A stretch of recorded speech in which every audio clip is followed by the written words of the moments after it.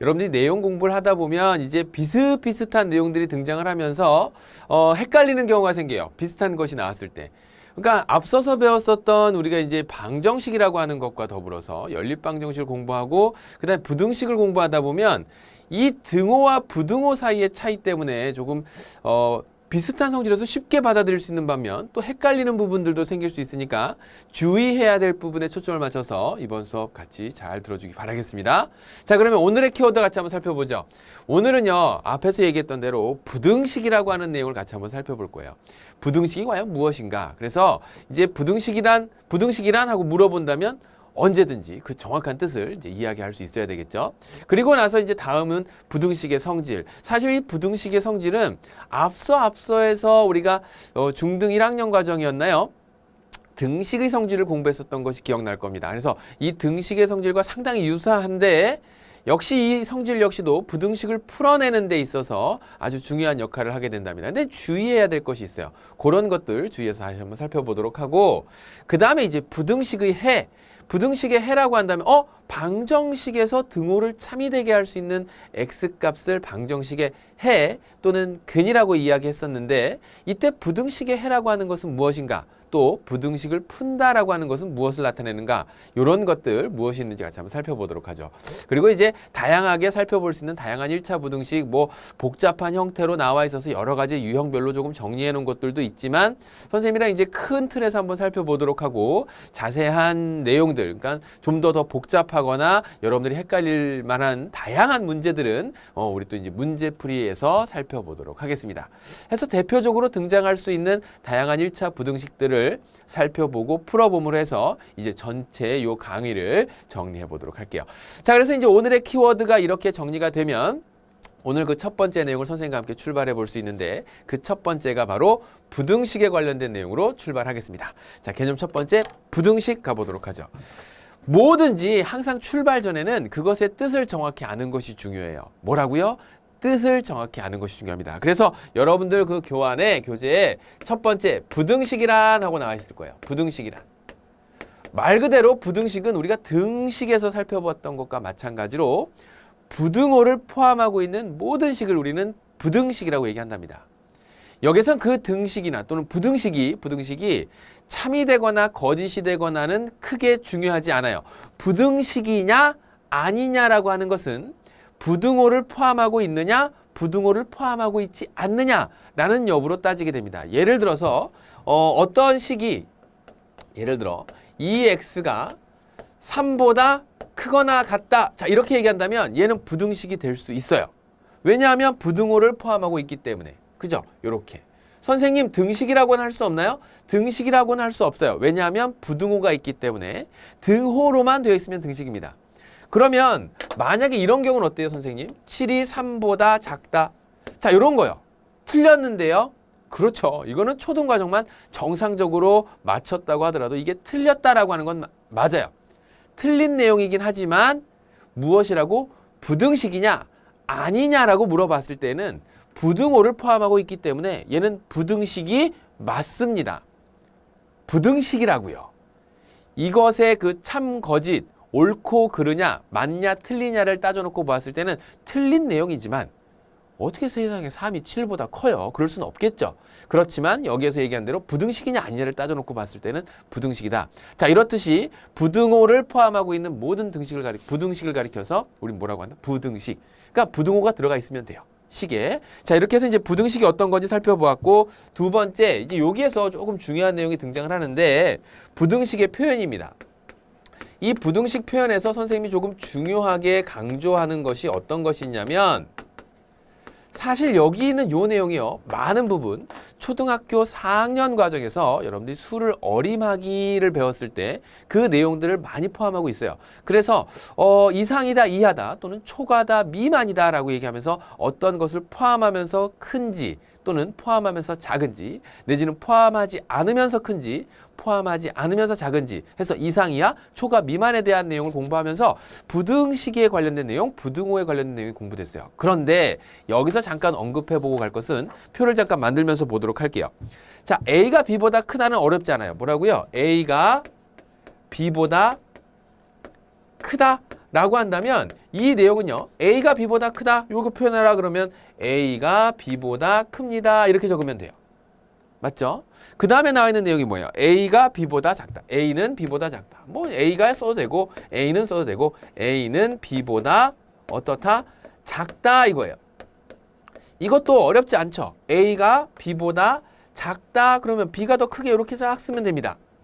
근데 그 다음이 문제입니다. 다음에 어떤 내용이 나오냐면 바로 A는 B보다 크거나 같다. 선생님 그것도 쓸 수 있는데요. A는 B보다 크거나 같다. 크거나 같다. 자, 이렇게 써놨어요. 그럼 얘는 A가 B보다 크거나 같다는 옳지. A가 B보다 크거나 같다까지. 사실 요 등호가 들어가는 것은 선생님 이거 백인가요? 뭔가요? 언더바인데? 요러고 언더바가 아니라 우리가 옛날 여러분들 선배들은 요걸 등호를 이렇게 싹 써서 표현했어요. 그런데 이제 요 표현 방법을 다음과 같이 이렇게 바꾸어서 쓰도록 약속을 한 거죠. 그래서 이제 등호가 들어갔다라고 생각하면 돼요. 그래서 크거나 같다라고 정리하면 되고 A는 B보다 작거나 같다. A는 B보다 작거나 같다. 작거나 같다라고 한다면 이건 어떻게 쓰면 된다고? 이렇게 쓰면 되죠. A가 B보다 작거나 같다. 선생님 부등식 표현에서 중요한 내용이 하나 등장한다고 앞서서 말씀하시고 그래서 귀담아 들었는데 어디가 중요하다는 건가? 이거 다 알고 있는 내용인데 자 이제 여러분들에게 물어볼게요. 뭐라고 물어볼 거냐면 이렇게 쓰면 어떻게 써야 될까요? A는 B보다 작지 않다. 자 선생님 이렇게 썼어요. 얘는 어디에 있는 얘기일까요? 선생님 A는 B보다 작지 않다라고 한다면 위에 있는 얘기 없이 여러분들이 대번 이걸 쓰게 되면 얘를 어디로 가게 되냐면 A가 B보다 작지 않다고? 작지 않으면 큰 거 아니야? 그래서 A는 B보다 큰 거 아니야? 그러면서 이렇게 쓱 해서 이렇게 표시하려고 합니다. 맞을까요? 틀릴까요?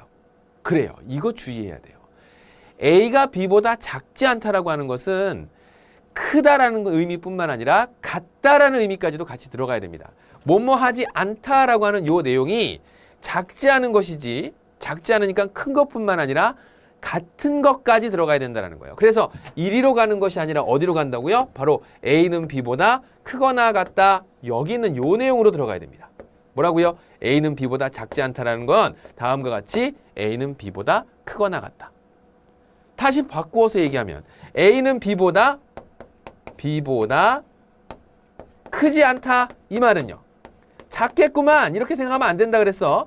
A는 B보다 크지 않다라는 이 말은 A가 B보다 작다 이 말뿐만 아니라 같은 것까지도 포함되어야 된다 그 얘기예요.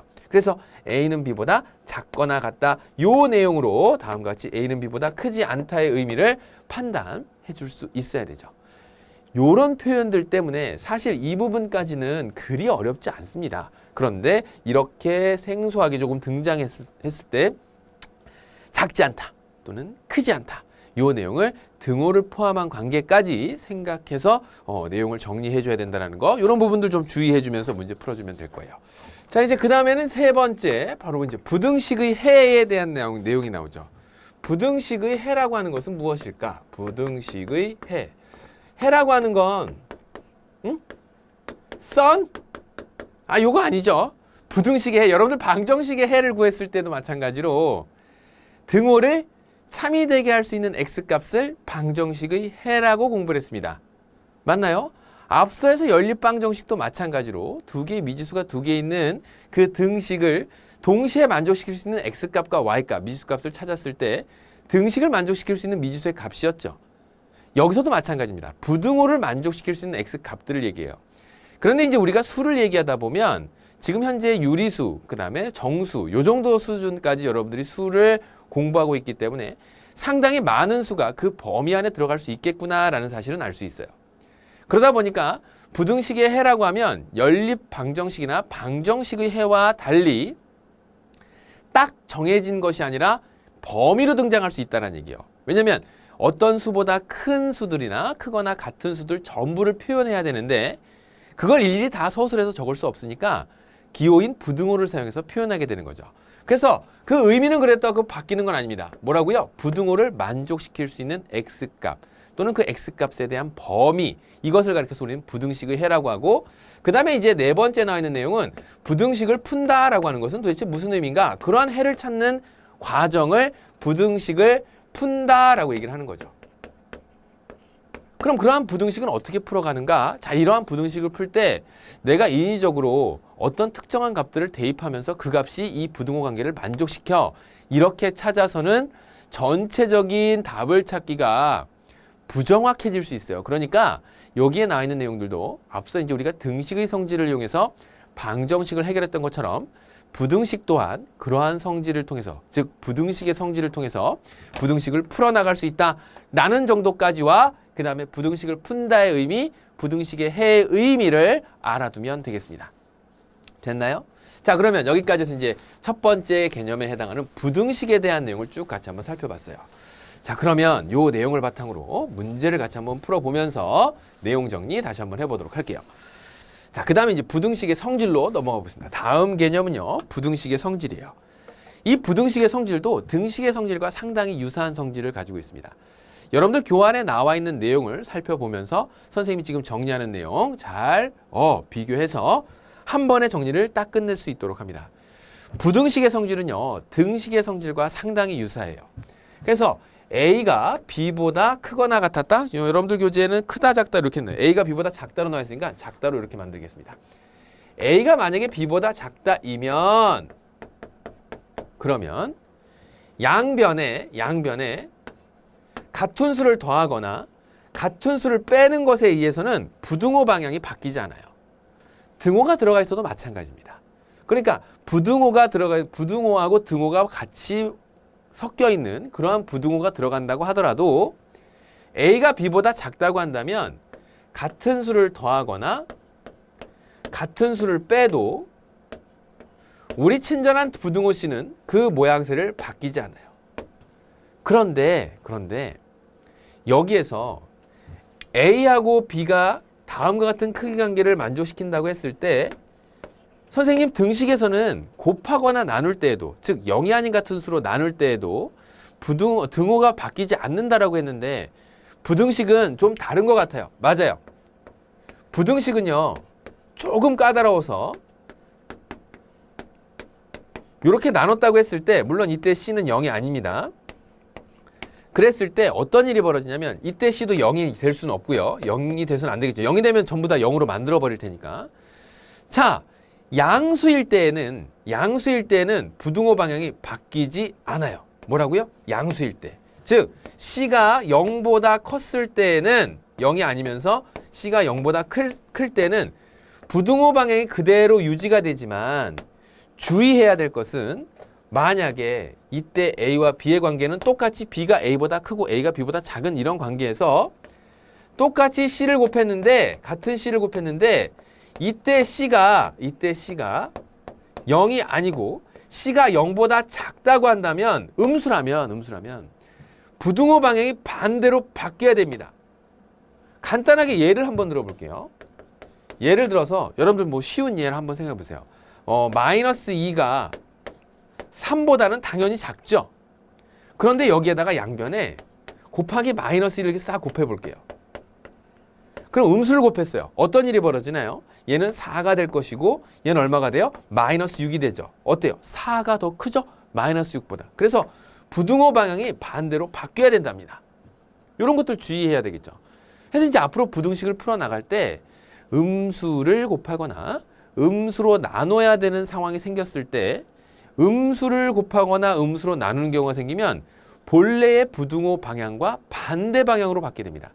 등식은 음수를 곱하건 음수로 나누건 상관없이 같은 수만 양변에 똑같이 조작을 해준다면 같은 등호가 변하지 않겠지만 부등호는 음수인 경우에는 변해요. 나눌 때도 마찬가지죠. 똑같은 수 C로 양변을 나눴는데 이때 만약에 C가 0보다 작은 음수라고 한다면 부등호의 방향은 반대로 싹 바뀌게 됩니다. 요거 주의합시다. 됐죠? 부등식의 성질에서는 나머지는 등식의 성질과 똑같은데 주의해야 될 것, 양변에 같은 수를 곱하거나 나눌 때 그 같은 수가 음수를 곱했거나 음수로 나눴다라고 한다면 부등호 방향이 반대로 바뀌어야 된다 라는 사실 꼭 명심하고 기억하도록 하죠. 그러면 부등식의 성질 끝이야. 다 했어. 우와, 진짜요? 네. 그래서 이제 이러한 부등식의 성질을 통해서 여러분들이 앞으로 부등식을 알맞게 풀어나갈 수 있어요. 그래서 꼭 머릿속에 넣어놔야 되는 건 음수를 곱했을 때나 음수로 양변을 나눴을 때 그때 부등호 방향에 대해서 다시 한번 주의합니다. 1차 부등식의 해와 풀이, 자, 부등식에서의 해나 방정식에서의 해나 근의 의미는 그 부등호 또 그 등호를 만족시킬 수 있는 x값, 부등식인 경우에는 x값의 범위 또는 그 값으로 이제 표현될 때도 있어요. 자, 이렇게 나와 있는 상황을 이야기를 하는데 거기에서 1차 부등식이란 과연 어떤 것을 1차 부등식이라고 하느냐라고 한다면 1차 방정식에서야 마찬가지로 우리가 부등호를 사이에 두고서도, 자, 간단하게 이런 부등호를 한번 예를 들어보도록 할게요. 이런 부등호를 사이에 두고 왼쪽에 있으면 좌변, 오른쪽에 있으면 우변, 오른쪽에 있는 식을 우변, 부등호를 사이에 두고 좌변과 우변 이렇게 나눴어요. 등식에서도 마찬가지였죠. 그런데 모든 항들을 좌변으로 싹 이항시켜서 정리한 식이 1차 식이 0보다 크거나 같다, 0보다 작거나 같다, 0보다 크다, 0보다 작다, 이런 식으로 만들어진 모든 식을 통틀어서 뭐라고 한다고? 이렇게 만들어져 있으면 얘를 1차 부등식이라고 한다, 그 얘기예요. 이렇게 만들어진 게 뭐라고요? 1차 부등식이라고 한다. 아, 그러면 이러한 1차 부등식의 풀이는 방정식에서의 풀이와 마찬가지로 앞서 배웠었던 부등식의 성질을 이용해서 양변의 같은 수를 더하거나 빼거나 곱하거나 0이 아닌 같은 수로 나누면서 결국 x의 범위를 찾아가게 되는데, 이때 다시 한번 주의해야 될 거, 앞서 언급했었던 대로 음수를 곱하거나 음수로 나눴을 때 부등호 방향이 반대로 바뀌는 것을 주의하면서 등식과 달리 풀어가야 된다는 점 유념한다면 쉽게 x값의 범위 찾을 수 있어요. 더 나아가서 이제 조금 복잡한 1차 부등식을 보게 되면 개수가 소수가 되거나 개수가 분수가 되는 경우, 이런 경우들, 아니면 소수와 분수가 같이 섞여서 나오는 경우를 볼 수 있는데, 결국 이러한 풀이 역시도 앞서 우리가 1차 방정식에서 봤었던 풀이와 마찬가지 개수를 쉽게 정수화시킬 수 있겠죠. 왜? 우리는 부등식의 성질을 배웠기 때문에 양변의 같은 수를 곱할 때 그것이 양수라고 한다면 부등호 방향이 바뀌지 않으면서 그대로 정리된 개수가 정수가 되는 또 다른 같은 부등식을 정리할 수 있겠다라는 것을 알 수 있어요. 선생님이 곱하게 된다면 분수인 경우에는요. 옳지. 분모의 최소 공배수를 양변에 곱하면서 개수를 정수화시킬 수 있겠더라. 결국 여기서도 이제 이어지게 되는 여러 가지 그 다양한 부등식의 형태에서 복잡한 형태의 부등식을 살펴볼 수 있는데, 사실 이 부분은 선생님이 여러분들에게 조금 순서를 많이 돌리고 싶은 이유가, 계산은 직접 해봐야 돼요. 그래야 내가 좀 자신감이 늘어나면서 아, 이때는 이렇게 푸는 거구나. 좀 더 다양한 경험을 해본다면 내가 부족하거나 내가 제대로 이해하지 못한 곳이 어디인지가 좀 더 꼼꼼하게 찾아진답니다. 그래서 지금 여기에 있는 단원 이후서부터, 여기 있는 요 내용 이후서부터는 여러분들이 조금 문제를 많이 접해볼 것을 다시 한 번 더 당부하겠습니다. 과거에 몇 학년 때, 중학교 1학년 때 우리가 계산력 할 때 있죠. 방정식도 물론이려니와 그 앞서 나와 있는 정수, 유리수에 대한 계산을 하게 될 때, 아, 정말 계산할 수 있는데 이걸 또 해야 되네. 그래서 조금 힘들게 하면서 어느 순간에 아주 자연스럽게 또 만족스럽게 계산하는 자신의 모습을 발견할 수 있었을 겁니다. 여기도 마찬가지예요. 경험치가 조금 더 쌓여야 되겠습니다. 그래서 바로 선생님이랑 문제풀이에 들어가도록 할게요. 100번 눈으로 읽는 것보다 자기 손으로 문제를 해결해 나간다면 그것이 이 단원에서는 뭐 수학의 대부분이 그렇지만 많은 도움이 될 겁니다. 자, 개념 네 번째가 보도록 할게요. 여러 가지 1차 부등식에 대한 내용입니다. 이 여러 가지 1차 부등식을 보게 되면 앞서도 이제 잠깐 언급을 했었는데, 분수가 있거나 소수가 있거나 그런 경우들도 있고요. 그랬을 때는 이제 분수가 있다면 그 개수를 정수화시키는, 소수가 있다면 개수를 정수화시키는 게 목표가 될 것이고, 또 괄호가 있다면 괄호를 풀어나가면서 식 자체를 우리가 이제 쉽게 풀 수 있는 식으로 정리해 나가는 거죠. 1차 부등식 형태로 만든답니다. 그래서 거기에 풀이 순서를 다시 한번 적어 놓으면서 문제에다가 무엇을 선생님이 만들어 놨냐면 그걸 정리했어요. 그 수직선과 화살표. 사실 이 수직선과 화살표도 초등 과정에서 이미 공부가 되었었던 겁니다. 그래서 여러 가지 다양한 부등식들의 모양새가 등장할 수 있어요. 비단 꼭 그것이 소수만 들어간 거, 분수만 들어간 거, 소수와 분수가 섞여 들어가 있는 것뿐만 아니라 막 비례식으로도 등장할 수도 있고요. 그죠? 다양한 모습의 형태를, 하지만 걱정하지 않아도 되는 건 이미 여러분들이 배웠었던 내용을 전제에 두고 등장을 하기 때문에 큰 걱정을 하지 않아도 됩니다. 한 가지 더 더해서 수직선과 화살표를 표현하는 방법을 정리해 보도록 할 건데 문제에서 살펴볼 거예요. 그래서 지금 나와 있는 내용을 보게 되면 이렇게 요거부터 먼저 언급하죠. 요거 초등학교 때 배웠던 거야. 3 이렇게 적을게요. 이렇게 적으면 얘가 나타내는 게 뭐죠? 3초가다 그 얘기예요. 3을 포함하지 않으면서 큰 거니까. 그래서 x가 여기에서 나오는 건 x가 요 범위를 찾아라 라고 한다면 이 범위는 범위 x는 3보다 크다를 의미한다는 거. 그 다음에 똑같이 여기에다가 선생님이 이제 3을 이렇게 채우면서 싹 이렇게 쓰게 된다면 x가 뭐보다 3보다 크거나 같다라는 것을 의미한다는 거. 요 정도 이해하면 쉽게 할 수 있겠죠. 뭐 더 나아가서 여기에 나와 있는 2보다 작다라고 하는 것은 얘는 어떻게 나타내면 돼? 얘는 x가 2보다 작다 이렇게 쓰면 돼요. 포함하지 않으면서 작은 것. 즉 x는 2 미만이다. x는 3 초과이다. 그 다음에 여기에다 선생님이 또 2 쓰면서 여기를 딱 여기 구멍을 채웠어요. 그리고 나서 이렇게 싹 쓴다고 한다면 얘는 어떻게 써? x는 2를 포함하면서 작거나 같다. 2를 포함하면서 작다. 그래서 작거나 같다. 이렇게 표현할 수 있겠죠. 됐나요?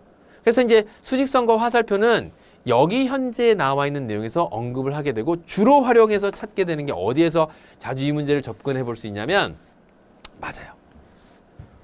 연립부등식. 연립부등식에서 얘를 정말 많이 활용할 수 있습니다. 그래서 그 내용 같이 접근해 보면서 문항 정리해 보도록 할게요. 자, 여러 가지 1차 부등식에 대한 좀 더 다양한 내용이 있다는 사실을 기억해 두도록 하고 앞서 나와 있는 1차 부등식의 풀이의 내용에다가 더해서 개수가 소수, 분수뿐만 아니라 다양한 형식을 갖고 있는 부등식으로 등장할 수 있으니까 그에 맞게 풀이를 해 나가면 되겠습니다. 자, 다시 한번 괄호가 있는 경우 어떻게 풀어간다고요? 다음처럼 괄호를 먼저 풀어내죠. 그럼 부등식을 풀어낸다면 위에 나와 있는 식에서 마이너스 1을 전개시켜서 마이너스 2x 불러라 플러스 2, 3은 6. 그래서 크다. 마이너스 x 플러스 8보다. 마이너스 x 이쪽으로 이항시켰습니다. 그럼 마이너스 2x 플러스 x 되면서 얼마? 마이너스 x가 되겠죠? 마이너스 2x 플러스 x. 마이너스 x 이항했으니까 플러스 x. 플러스 6 이항시키면 마이너스 6 될 거고 플러스 8 마이너스 6 하게 되니까 2 이렇게 되겠네요. 자, 이제 양변을 뭘로? 마이너스 1을 곱한다거나 마이너스 1로 나눈다라고 생각하면 x가 마이너스 2보다 어떻게 된다? 옳지. 부등호 방향이 반대로 바뀌게 되죠. 이거를 수직선과 화살표에 알맞게 표현한다라고 한다면 마이너스 2를 포함하지 않으면서 그거보다 작다니까 이렇게 써야 되겠죠. 자, 이렇게 나와 있는 그림이 어디 있습니까? 바로 1번에 나와 있는 거 확인할 수 있습니다. 확인 4번이었어요. 됐나요? 자, 이제 마지막 예제. 다음과 같이 이제 소수와 분수가 섞여 있는 이러한 여러 가지 부등식에서 만족하는 x값이 아닌 것은 우리가 이제 방정식을 풀다 보면 딱 값으로 나옵니다. 그렇죠? 그런데 부등식을 풀다 보면 값으로 나온다기보다는 범위로 대체적으로 나오죠. 물론 앞서 찾은 것 중에 값으로 적은 것들은 그거 범위를 만족시키는 뭐 가장 큰 정수라든지 또 뭐 개수를 물어봤다든지 라는 형태로 등장할 수도 있고요. 그러니까 이제 문제에서 물어보는 바에서 내가 찾아야 되는 게 무엇인지 아는 게 가장 먼저 돼야 될 것이고 일단 만족하는 x값이 아닌 것은 이라고 물어봤으니까 이 현재 부등식을 먼저 풀어봐야 되겠죠. 그런데 눈에 탁 하고 거슬리는 게 있어요. 얘는 소수고 얘는 분수야. 한꺼번에 계산해보고 싶은 게 대체적으로 우리 제자들의 그 특징이더라고요. 그런데 왜냐하면 그 풀이의 과정을 단순화시키고 줄일 수 있으니까 그런 마음도 충분히 이해는 갑니다. 그런데 만약에 한 번에 해결하기 힘들다면 하나씩 해결하십시오. 먼저 10을 곱해서 나는 소수부터 먼저 날리겠다. 내지는 아니면 나는 분수부터 먼저 제거시키겠다. 라고 하면 양변에 3부터 먼저 곱해볼까요? 좋아요. 그러면 3 곱하면 너는 1.5x가 되겠죠. 3 곱했으니까 플러스 3 되겠죠. 3 곱했으니까 너는 뭐가 돼? 자연스럽게 괄호가 풀리면서 1 곱하기 x 플러스 2니까 양수인 3을 곱했으므로 x 플러스 2 이렇게 만들어집니다. 알아. 이항시키고 정리하고 싶은 마음 충분히 이해해요. 그래서 1.5x 이항시켜서 마이너스 x 하게 되면 0.5x 이렇게 되겠죠. 그 다음에 이거는 크거 작거나 같다. 3 이항시키면 마이너스 1 이렇게 돼요. 2 마이너스 3이 될 테니까. 자, 이런 상황에서 0.5라고 하는 것으로 양변을 나누어서 풀었다고 하더라도 상관없어. 얘를 2분의 1로 바꿔서 양변에 2를 곱했다라고 하더라도 상관없어요. 그런데 지금 여기에 나와 있는 걸 오로지 한 가지의 방법으로만 생각한다고 그것으로만 고집한다면 대체로 어떻게? 양변에 10을 곱했겠지. 5x. 양변에 10을 곱했죠. 양수인 10을 곱했으니까 부동호는 밖에 안 바뀌어. 봐요. 선생님이 굳이 이렇게 설명하는 이유는 왜 우리는 이렇게 양변에 적당한 10의 거듭제곱까지 곱하면서까지 그 문제를 풀어가는가. 중간에 내가 계산력이 항상 정확해서 0.5로 나누거나 아니면 얘를 분수로 바꿔서 2분의 1로 고치거나 그래서 양변에 2를 곱했다고 한다거나 라고 한다면 큰 무리 없이 정답은 똑같이 나옵니다. 그런데 이 모양새보다는 이 모양새로 바꾸어 놓는 것이 아무래도 정확하게 풀 수 있고 아무래도 여러분들이 문제풀이에서 부담을 덜 느끼기 때문에 선생님이 그렇게 하라라고 이야기한 것이죠. 그래서 지금에 나와 있는 요 내용 정리하게 되면 어떻게 돼? x가 작거나 같아요. 양변 5로 나누니까 마이너스 2. 음수가 나눠지는 건 상관이 없어요. 음수로 나눴을 때 부등호 방향만 바뀌는 겁니다. 그래서 결론은 x가 마이너스 2보다 작거나 같다입니다. 마이너스 2보다 작거나 같은 수가 아닌 것을 골라내야 되죠. 마이너스 5, 마이너스 2보다 작거나 같고 마이너스 4, 마이너스 3, 마이너스 2 그렇죠. 그래요. 정답은 마이너스 1은 마이너스 2보다 큰 수가 되겠습니다. 그래서 만족하는 x값이 아닌 것 골라라 그랬을 때 5번 보기로 만족하는 값을 골라낼 수 있어야 되겠습니다. 됐나요? 자, 이렇게 해서 여러분과 함께 이제 그 부등식과 그다음에 부등식의 해와 그 성질, 또 간단한 1차 부등식들, 또 1차 부등식에서 약간 복잡한 1차 부등식이 등장을 하게 되면 어떤 방식으로 해결해 나가야 될지 큰 부분에 있어서는 방정식의 내용과 다를 바가 없었지만 부등식의 성질에서 갖는 고유한 성질, 음수를 곱하거나 음수로 나눴을 때 부등호 방향이 바뀐다라고 하는 점, 그 점 다시 한 번 더 유념하면서 오늘 내용 정리하면 되겠습니다. 자, 이렇게 해서 오늘 내용 마무리 짓도록 하고요. 다음 시간도 건강하게 만나서 꼼꼼한 공부 해보도록 하죠. 궁금한 점 있으면 모르는 부분 밝혀서 꼭 질문하도록 합니다. 자, 오늘 수업 여기서 마치겠습니다. 수고 많았습니다.